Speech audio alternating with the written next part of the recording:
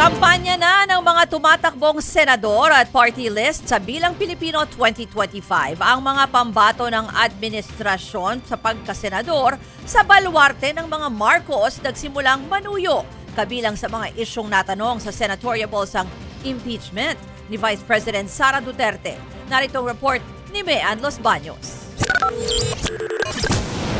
Mga Ilocano ang sinuyo ng mga pambato ng administrasyon sa unang araw ng kampanya para sa Bilang Pilipino 2025. Nagsimula sila sa isang press conference sa kapumunta sa Centennial Arena sa Lawag. Simbolo daw ng kanilang suporta sa mga programa ni Pangulong Bongbong Marcos, kaya pinili ng alyansa para sa Bagong Pilipinas na dito sa baluarte ng Pangulo mag-kick-off rally.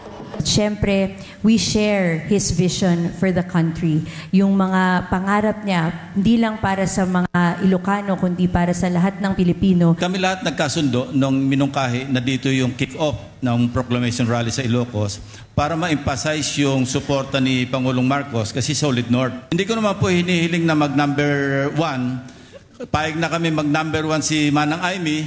Kung pwede po kami lahat number 2. Salamat po. Karamihan sa mga pambato ng administrasyon pasok sa top 12 ng mga survey. Pwera lang kina Senador Francis Tolentino at Benher Abalos. Challenge para sa amin yon, pero kailangan magtrabaho. Ang palaging number 1 sa survey na si ACT-CIS Representative Erwin Tulfo, napapadasal na sana silang 12 ang manalo. Kung kailangan po hilain yung iba, we have to do that. Kailangan po itulak yung iba, pataas.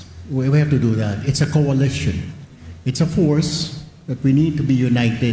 I pray every night that all the 12 na binanggit na Pangulo ay makasama. Honestly, I pray to God. Si dating Senate President Tito Soto sinabing napakalaking tulong daw na ini-endorso sila mismo ng Pangulo. Mabigat ang endorsement ng Presidente. Andyan yung mga iba't ibang mga regional areas na makakatulong talaga eh.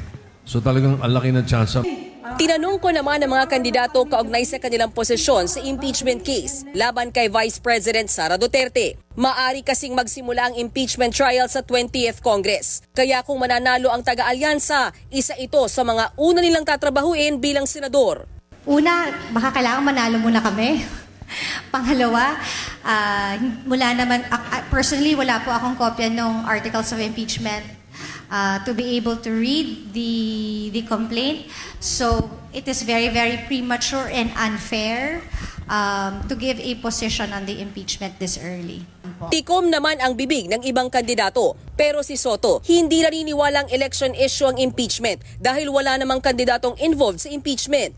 On the impeachment itself, always ang advice ko sa mga kasama ko dati at saka siguro sa mga mauupo in the 20th Congress, always observe impartiality. Walang kaibigan, walang kaparti-partido. Bukod sa pagsagot sa issue, naglatag din ng kanya-kanyang plataforma ang mga manok ng administrasyon. Palakasin natin yung micro, small, medium enterprises para makapagbigay ng trabaho at hanap buhay sa lahat ng mga Pilipino. Ang una kong gagawin para lalong guminhawa ang serbisyo sa bayan ay babaguhin ko ang amendments ng Local Government Code. Nagbabalita mula sa Frontline, Mean Los Baños, News 5.